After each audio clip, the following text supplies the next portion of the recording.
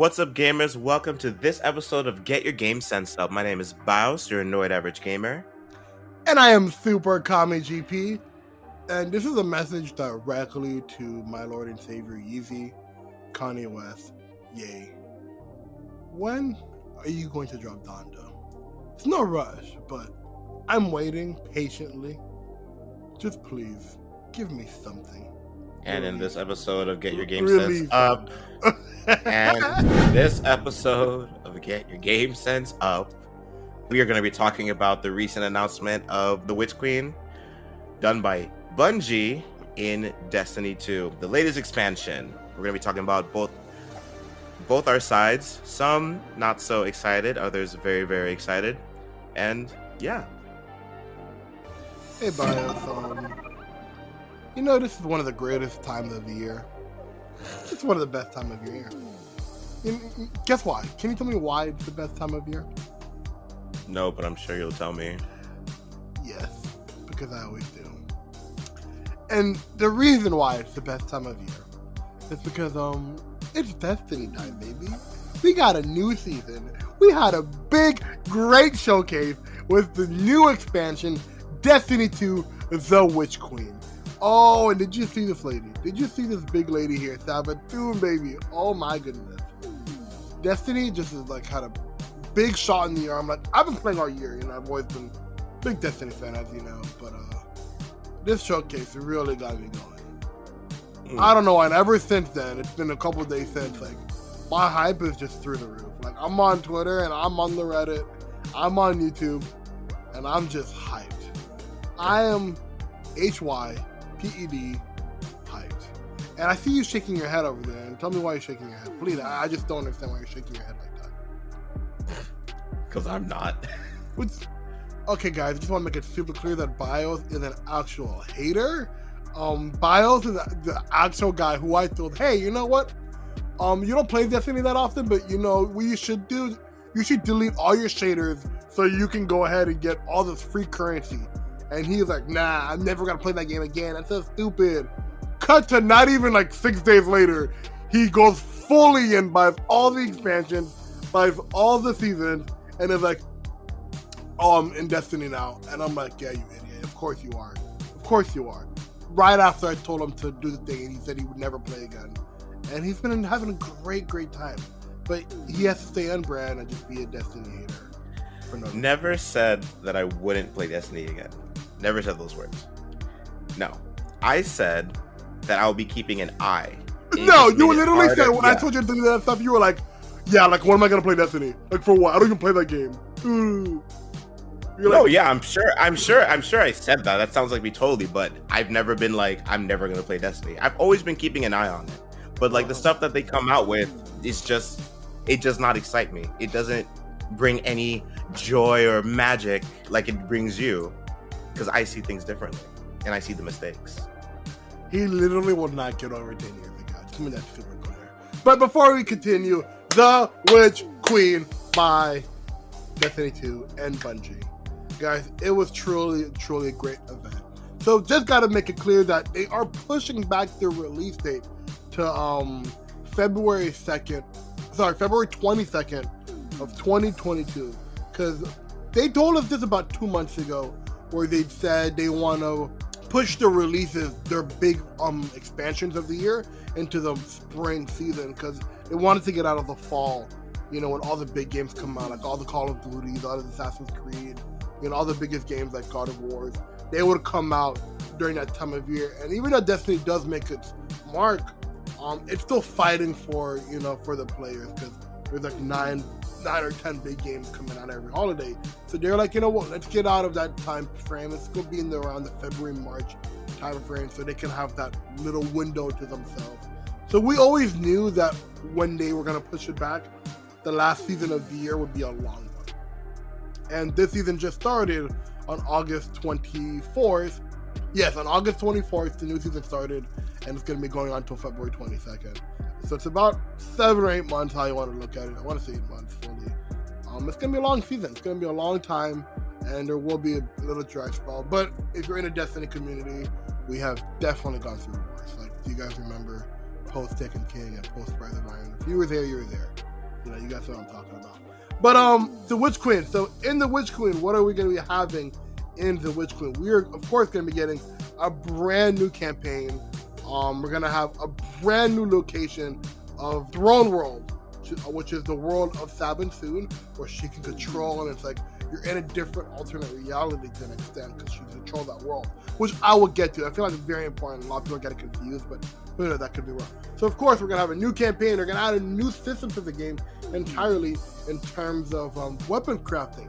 For the very first time, we're gonna be able to craft weapons in Destiny, and the primary weapon we're gonna do that with is a new weapon type called the Glaive, which is this really cool first-person melee weapon. And there are melee weapons in the game, but they all have been third-person, which has just been swords. But yeah, so this is like a different type of sword / staff kind of item that you can poke and swipe and dash, but when you get enough hits in, you can charge up some sort of like energy blast that it shoots, and it kind of seemed like as effective as a fusion rifle, right? So not shotgun, but more fusion rifle-y because it's energy based. So it's just really cool, and of course, there's more than just that. You can weapon craft. You can also craft swords and shotguns and auto rifles and all the different type of weapons in the game.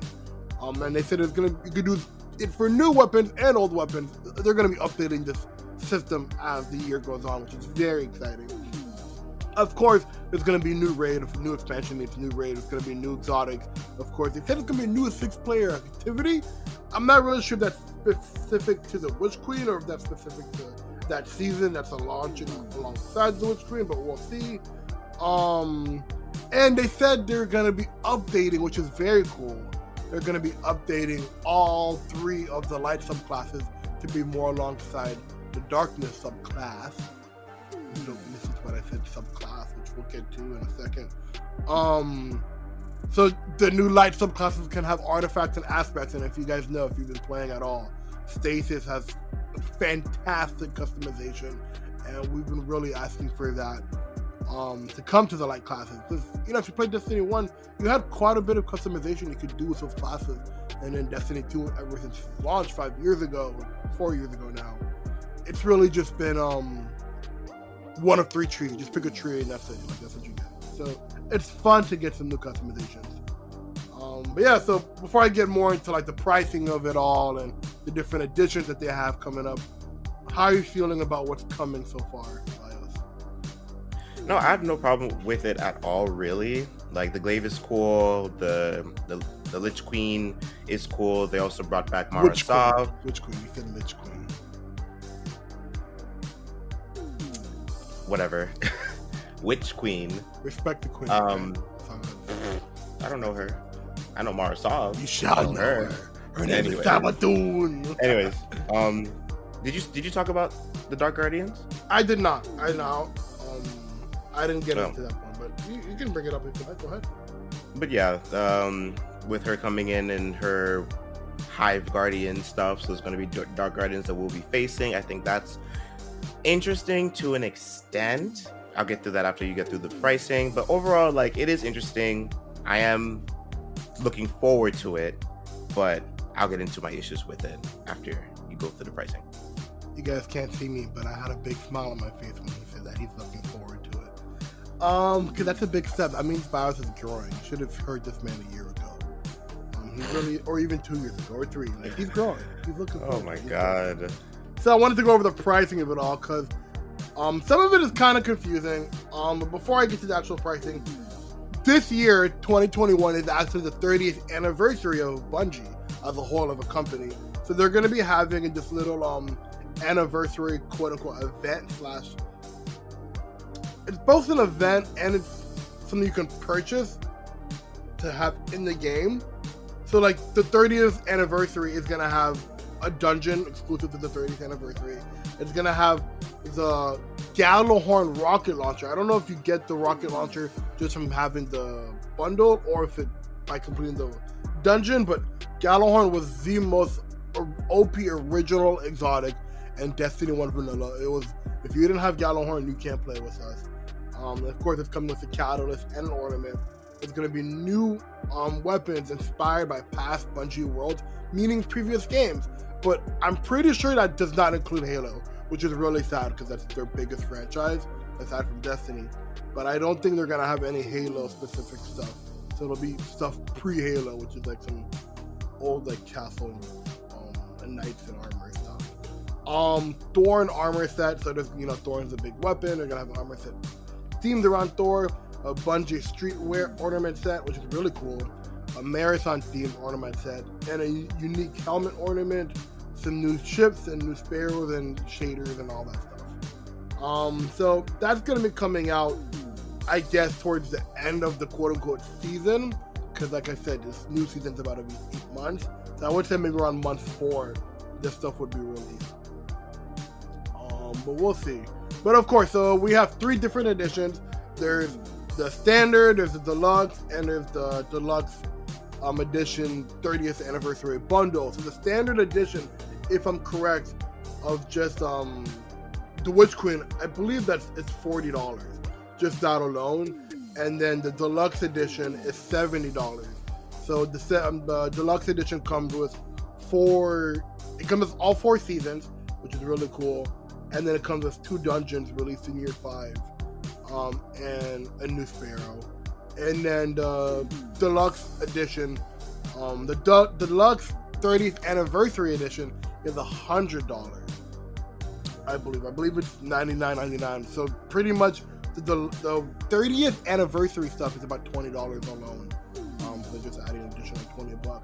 So with the 30th edition, 30th anniversary edition, I apologize, you're getting all the campaign stuff, you're getting the 4 seasons, and you're getting all the 30th anniversary stuff. So $100 for all of that. Some people are complaining that's kind of pricey for a free game, quote unquote. At the end of the day, pricey. It is pricey. $100. I mean, other games do $100 editions. Like look at Assassin's Creed. Look at any Ubisoft game. Like, I don't know. I mean, if you're into Destiny, I feel like the value is there. At least for the deluxe edition. We gotta see what the actual 30th anniversary, how good it's worth. But I mean, if you're gonna just talk about the $79 or the $80 for the deluxe edition, you're paying the base. You're getting the base expansion, which is coming with a lot of stuff, and you're getting 4 seasons, which is $10 a pop, and they're giving you exclusive emotes and emblems and shaders that you can't get anywhere else. I mean, I think the value is there. Like 1 year of Destiny. Let's say you just played like the story content from the expansion in the 4 seasons, you can easily get about, from the grinding, you could easily get like 300 hours out of Destiny over a year, like easily. So I don't know, I feel like the value is there. If you're gonna spend $80, like, and you're gonna play, I think the value is there. And BIOS, you saw how this last season went down. You didn't finish it, but like you did see how much it did require you to keep coming back. $10. For $10, you did see the value of that one season. And you can compare, like, before previous DLCs, the DLCs they used to be, $15 or $20? And I feel like they were not as meaty as what we get them now. I mean, the difference was some DLCs would come with a new location. And this one we have a lot more activities and weapons and whatnot. But they're bringing back a location in this year coming up. They've said they're bringing back Mars this year in a season, which is for free. I mean, well, not for free, part of the season. So they're bringing back Mars, like a different part of Mars, which is really cool. Remember they were putting all that stuff in the vault. Now they're bringing it back. But yeah, we have the $40 edition, we got the $80 edition, and then we got the $100 edition. I don't think I'm gonna buy the $100 or the $80. It hasn't been confirmed if Witch Queen is going to Game Pass. That's a big thing, because Beyond Light was announced to go as Game Pass, and that was a really big deal for both Destiny and Microsoft, that you're getting all that content. We haven't heard anything if Witch Queen is going to Game Pass yet. If it's not, I'll still buy it for sure. It's not a problem for me, but we'll see, because I didn't buy Beyond Light outright because I just had it on Game Pass. So we will see if it comes with that, and of course I'll buy the seasons as they come out. I don't know, we'll see. I mean, I've been very against pre-ordering for a long time, as you know, BIOS, but over this particular past year of Destiny, I've been really impressed and really happy. I was like, maybe I could pre-order. You know, maybe I could pre-order it and get the pre-order bonuses. They're pretty cool. Bungie they're doing more of what I like from them, and I think they've earned my trust enough where I can pre-order from them. I haven't pre-ordered something from them since I don't even think I pre-ordered Destiny 2. I don't think I pre-ordered Destiny 2. I think I got it the day it came out. I'm pretty sure I did. Yeah, I did pre-order Destiny 2, so it's been a while since I've pre-ordered any game. But I don't know, I'm kind of concerned that maybe I should pre-order this, because if it's more of what we've gotten, I'm happy to see it, and I'm happy to support it. Cool. Alrighty then. So I guess we'll go into our sides of the whole of the event and the announcement and all the stuff that they said. Blah blah blah. Okay, let's do it. All right. So granted, I'm going to put this disclaimer for myself that yes, I have not finished the last expansion just yet. I'm nearly done. Season, not expansion. Season. Yeah, I'm nearly done. And I'm not too well informed when it comes to the story, really. Yeah, I know. Yeah. So these points that I have could be fruits of that, but we'll see. So, all right. So I guess we can start off with the narrative that they kind of gave off during the event of how they were like talking about certain things and the whole thing with the Witch Queen and stuff like that. Actually, we'll start there. We'll start with the Witch Queen. The announcement of the Witch Queen. The idea of her is cool. The trailer of it was good. And it does make sense for her as being part of the Hive, that they're the ones that have uncovered the secret of the light, and they're able to copy Traveler's powers and like do their own guardians. And that's something that has been rumored for quite a while, that there will be Dark Guardians. Now, we weren't sure if we were going to see it as they were going to split the player base in the sense where they can decide to be a Dark Guardian or whatever, like change their values and stuff like that, or whatever. So it turned out to be this. I guess I have a lot to say about what you just said there. A lot to say, but I'll let you finish. Okay. So in terms of that, it was very interesting when when those stories and rumors stuff was coming up that they were going to do this, because for me, it really gave me the sense that if they were to do that, it would have really opened up the world a little bit more. But since they didn't, and we know we're fighting a faction that we've been fighting a long time, and technically we are getting a new enemy type, but at the same time, for the most part, we're just fighting other Guardians, because we do fight other Guardians when it comes to Crucible and stuff. So I really want to see how different the Hive is going to do things, because as from the showcasing, we saw the Void Guardian with the shield that he threw at us. We saw the knives of the Hunter. We saw the energy beam from the Warlock. Those things aren't really new and aren't really special. Now, granted, we haven't seen enough, but I really hope that they do make them actual Hive Guardians, because for the most part, once you know what to do, which we do know what to do, destroy their ghosts and that's it. It doesn't really make them that interesting when you dissect them like that, at least not to me. The other part of the conversation was that when it came to, we were watching your decisions over the course of the last season, stuff like that, with everything that was going on with Crow.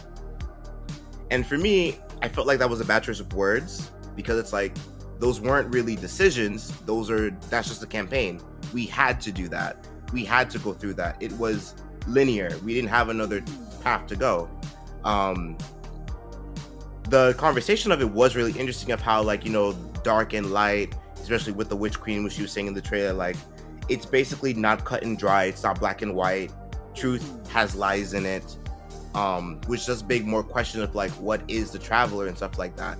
And what makes it a problem to me is that we still don't know much about this freaking ball that's sitting on top of us.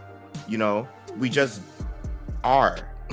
And the only thing that we had, which was the speaker, he's gone. So now we're just doing kind of whatever. The closest thing that we have is for terms of command is the the Vanguard. So for me, it's just kind of like, okay, I get it. Now, the way that I felt like it would have been really cool leading up to this was that, like, they do kind of ensue like these points of doubts of, like, what is the Vanguard? Why do I do this? Like, why am I here? Type of thing, like really questioning people who, and when they do like introduce like this darkness part of it, and if they did have like that mechanic where you can leave as a guardian, creates this new story path, like I just felt like it was a huge missed opportunity. And we've seen elements of this with like what's her name, the lady who like runs the farm. The clan lady, I know her, Hawthorne, and how she was always like, I left the city because I'm tired of their rules. They never want to explain anything, and always like they just want to control you and blah blah blah. And she left to do her own thing and like have her own people and make her own decisions and her own ideology, really like make choices for herself. I thought that was really interesting. But since they didn't do that and they just put it into this enemy faction, I'm just kind of like, like it's cool nonetheless, but it still just kind of doesn't make the world of Destiny expansive, at least to me. Okay.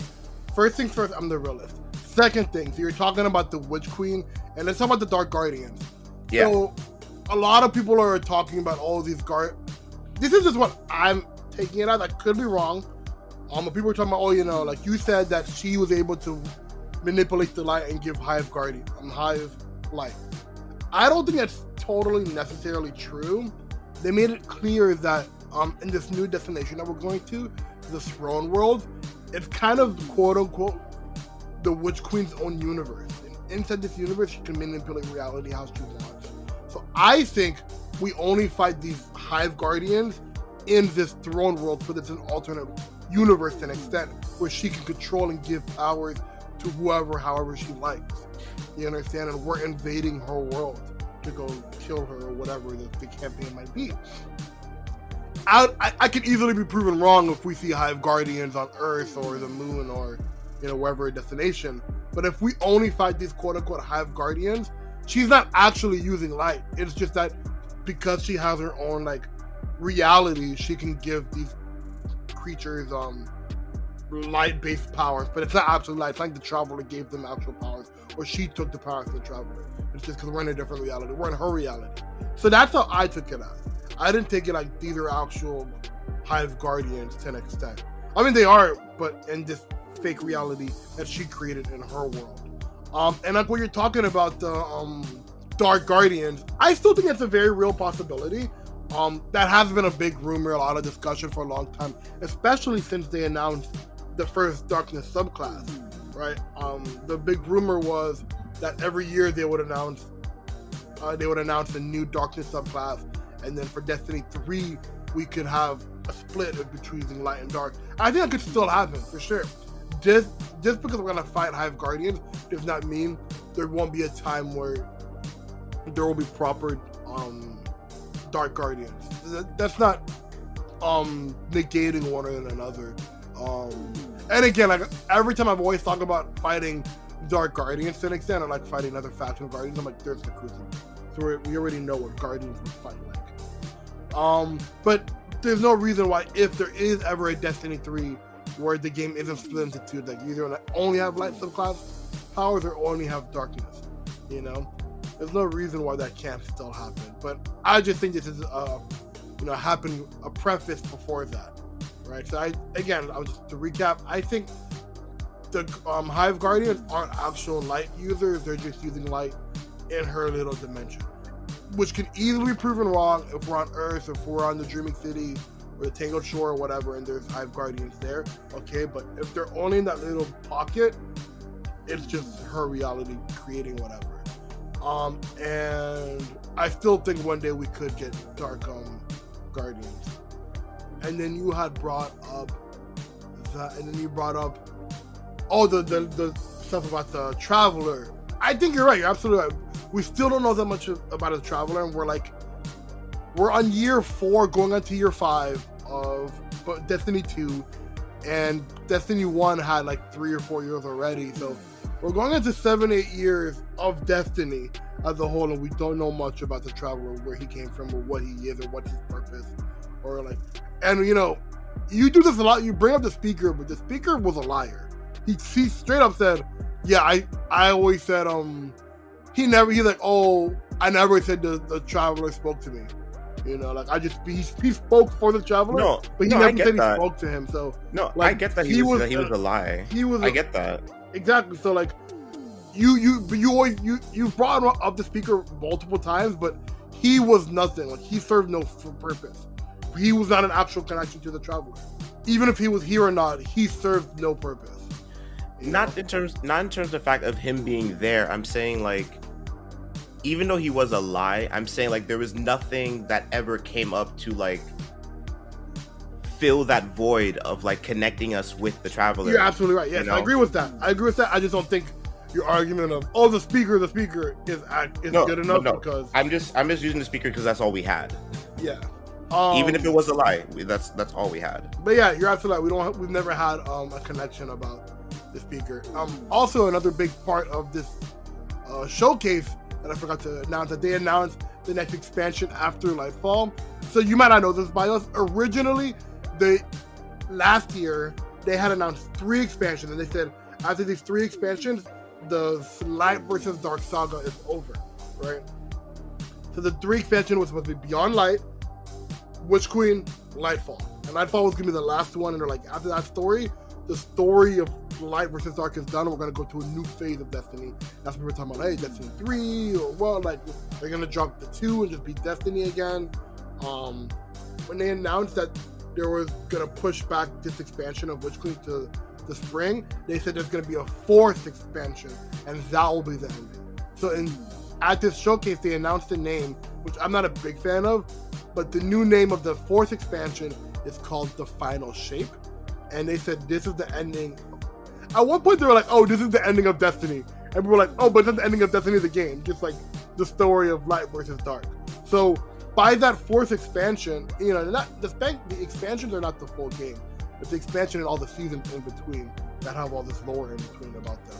So by that point, we should have all the answers we need. Like, who is the Traveler? What are these pyramid ships? Like, we should have all these answers of Light versus Dark. We should know everything to know everything. So we'll see. We have 3 more expansions, but you're right. You're absolutely right. We never had that going in, but it looks like that may finally be tackling that now. Because if you remember, Shadowkeep, I feel like Shadowkeep was on the very beginning of trying to give us those answers, but then the campaign just ended. Because that was the first time we actually spoke with the pyramid ships, and they're like, oh yeah, we are your salvation, so they're like, okay, so then what? And then it just ended, and then Beyond Light came out, and we got ice powers, but whatever. So we'll see. I agree with what you're saying about not knowing much about what's going on, but we'll see. And Sabatune, she looks amazing. Her character design is great. I love it. Yeah, she was great. My probably biggest complaint, which we still don't know is not true, but they didn't announce a second Darkness subclass, which was very surprising to me. Some people are saying that means we're not getting one at all, but some people are saying, you know, we have plenty of time. There's still like 8 months until this expansion comes out. They could still reveal it at another point that we might get a Darkness subclass. Because remember, we thought there would be one every year. And remember, the big rumor was that it would be that poison themed subclass. They didn't announce that, which is kind of surprising. I mean, we'll see. From what I gathered, apparently, like, since they are redoing the other subclasses, that other one has been pushed back. I could see that, but I'm like, why can't you do both? But it's like, there's so many other problems, you know. Like, I would have liked if both had happened. If both, like, if, let's say when Witch Queen comes out, there's a new Darkness subclass, and they rechanged all of Void, so it's like you have so much in front of you. Like, I want to be overwhelmed with Destiny. You're like, you know, as a new player, you wouldn't know, but as an existing player, you're like, oh my god, like all these things you're gonna deal with. I don't know. Overall, I was a big fan of the showcase, and as you can see, we've been talking a lot about it. I'm very excited for the future of Destiny. I'm very excited. I'm there. I'm looking to see where it goes, as I've been doing. Because it's been going great. Sure. For what they're doing, yeah. I just expect more. Better. Do you want to do a little rant about the factions? And yes. There we go. Yes. That. Come on. You can't fault me for being upset. I can't fault you. I just think you need to get over it. Like, no, just, because like literally no one else in the whole entire community cares, and that's a problem. That is a real. Yes, it is. Yes, it is. It had no interest. Why? No, do your piece. Explain what we're talking about, and then we'll go. Okay. So, since Destiny 1, there has been a faction system. You had New Monarchy, Future War Cult, and Dead Orbit. These factions where the Guardians can go to and differentiate themselves amongst the crowd. These factions have their own ideologies and their own reasonings for existing, which is something that's good to have. It's like an outside source that you had against the Vanguard. But since Destiny 2, they've been used to like non-existent. There's like nothing. They were in the very beginning of Destiny 2, and then when the Forsaken came out, they're just like... They were just there. They were never... So in the past season, it looked like they were doing that by using Future War Cult. What's her name? Ishki? Lakshmi. And it was so good. She was involved, she was enforcing her beliefs, and it was actually having an impact on the story. Because like something was actually happening with them. And for those, now granted, like since it was part of the main story, they didn't have like anything like specific to the factions. Like you didn't have your specific faction missions to like increase your WEP or get specific armor sets or colors. Like all those features have been removed, and they didn't put those things back for the most part. It seemed like the weapons, you can get them from anywhere, anybody can get them. And for me, as like for a game that's like trying to call itself an MMO, which they're not, you're an MMO light, but they're trying to do that. Light, yeah. No, we know that, but they don't see themselves as that. They're trying MMO light, yeah, but no, they in this event they call themselves an MMO. Like they are trying to push that narrative that they're an MMO. So okay, fine, I'll give you that. But if you're going to do that, what do you need? What are the basics you need for an MMO? You need an expansive world. And how do you do that with an expansive world? By having points of interest, people to meet, letting people differentiate themselves and be immersed in this universe. And what are the stepping stones of that? These factions. Now, you say that they would never had interest. Fine, I give you that. But that's not their issue.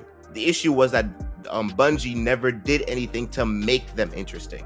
They never tried to prove them wrong. And what have other MMOs have done when it came to features that people found uninteresting or not used? They reworked them. They made them better. They said, hey, you guys didn't like this. Here it is again. Try it out now. Let us know what you think. Like when it came to Final Fantasy 14, Final Fantasy Online, that's what they did. 14, okay. That's what they did. And it's one of the biggest MMOs in the world. So it's like that's kind of a different case, but yes, you're right. No, but I'm saying it's like they did not put the effort. So then now, they didn't put the effort. So then now when now I'm sitting here and I'm seeing like, oh my gosh, they're actually doing something with them. And then Super literally tells me, like the last time we played, that they all get wiped. What do you mean they all get wiped? Like, you don't see, and then on top of that, we lost Cade. So now all we have is Ikora and Zavala, and they're not sending us on specific, whatever missions for our classes, to like build up that kind of like lore and relationship with who we are as Guardians. Now what are we gonna have? Now, them wiping them, it was a cop-out. They did not want to put in the work. They found it, like they did, like it's just so frustrating. It's just so frustrating. Like, yeah, like their ideas, like you say, like for Dead Orbit, they thought like the world was going to be destroyed. They need to find a new planet to move to because this planet is dying. New Monarchy, I forget what their thing was. Future War Cult, they wanted to rebuild. And New Monarchy was always on the verge of like, there's an impending doom that's coming and we're not doing the best to stop it or prepare for it. If those things were interesting, rework them, make them more interesting, throw some more ideologies in there, get the people's interest, make them be involved. And they didn't do that. I don't think that just because people didn't care that they should have wiped it. That is a total loss on their part, and I feel like that will hurt them. Now, it's one thing if they wipe them and replace them. Like, if they introduce characters later on that can fulfill these spaces, or use the characters that they have currently to try to do that with, like, Hawthorne and stuff, maybe we'll see. But I feel like it's such a loss, and it is just so disappointing, and it's something that's one of the things that make me go like when it comes to Bungie and Destiny. Like, I feel like they're trying so hard to put up this front, but they're not really doing the right steps to get there. I agree with what you're saying about, an MMO should have persons of interest, being able to differentiate yourself and really immerse yourself in that world. I agree with what you're saying. And I agree that they should have maybe tried harder. They did try. They were, for the first 2 years when they took out factions, people were asking a lot about them, and they did keep saying they're trying to find a way to integrate them back into the game. But Bungie just never found a way that they were comfortable with. And next thing you know, it's been 4 years later, and they're like, we're just gonna take them out the game entirely. They did try internally. They did. It's not like they took them out and they never spoke about it. You're not in the community as I was, but they did discuss what they were trying to do with them. They just never did. People were like, just put them back how you had them in D1, But they're like, they wanted to do something different because they're not just trying to do the same old. They were trying to do something different, but they just never found something that they liked. And I don't know. I mean, who's to say they won't replace them after, maybe after these new expansions come out and Destiny enters this new age, there could be new factions that arise. I mean, I agree with you. I do like the factions, and I've always been a Future War Cult kid. But I don't think it's the biggest deal that they got rid of them. Like, it was a cool part of the story. They didn't really serve a function for years now, literal years. So hey, that's not like those models' fault. That's Bungie's fault. I completely agree. But after so much time has passed, the community lost interest, and obviously Bungie lost interest because they're trying to tackle other things. I'm not saying that there shouldn't be factions in the game, but maybe I think I'm more proactive for, like, they should try to introduce new factions and have a new meaning for them rather than fix the ones that were there. Because they were not in the game already, so I don't care that they're not game now, that they're officially out of the game. They weren't in the game. They haven't been in the game for like 3 years. So I don't care that they're still not in the game. It doesn't change anything. It doesn't change anything that they said they ran away or one of them died. It changes literally nothing. I feel like it does. Like, yeah, I get it that they weren't there for a long time, but they were, and they could have been. They should have been. I agree. Now, like one of the things I was telling you before was, like, it's one thing where if it was like, if they did the thing like they did with Future Roll Called by giving them some sort of story that's integrated with the main path, not really, but their own stories that failed, like, let's say Dead Orbits thing, trying to find a new planet, blah, blah, blah, like having to send you to the moon and do this and that, or to Mars, or to do this and that to try to find a new place to live. That doesn't work out. That faction, okay, fine. Same thing with New Monarchy. Their things didn't work out, bam. And then finally, with Future War Call, then all this led up to them being wiped. Fine. And it's also another thing to see such a big company, such a profitable, famous, all these talents that they have, and then you have a community of people who literally, people that don't have resources, people that don't have the money, people that don't have the community or anything like that, can literally sit there and come up with something that's so unique and useful for the factions, because people can literally sit there and do that and find a way to make it be in the story. Bungie's an indie company. Shut up. They're an indie company. Shut up. This is not the meme. Shut up. This is not the meme for Warcraft. We're going through a worldwide pandemic. Right? So Pandora's box. They literally, it was too much for them. It was too much for them. Anyways, if people that are on the outside and are 100 times smaller than you can make a story for each and every one of them, have them fit in the game flawlessly, and they could not do that. That is another big asterisk when it comes to Bungie and Destiny.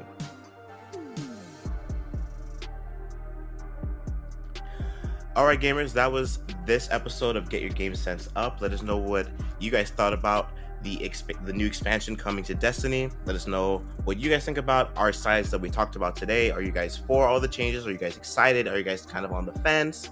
But yeah, let us know down in the comments. Let's start a conversation. And Super, let them know where they can hear us. Guys, you can watch me play Destiny 2 The Witch Queens on my Twitch channel. I'm just kidding, no Twitch channel. But we are located on iHeartRadio, Spotify, YouTube Music, everywhere you can find podcasts. We are there. We're there, guys. Come watch us. Come join us. You can also listen to us on my YouTube channel at Bios101. And you could watch me play the expansion on my Twitch. I'm kidding. If you're gonna do your Twitch thing, dude, put it in there. You can watch Bios play featuring me, teaching him everything. Okay, I will be there. All right, and always remember, get your game sense up.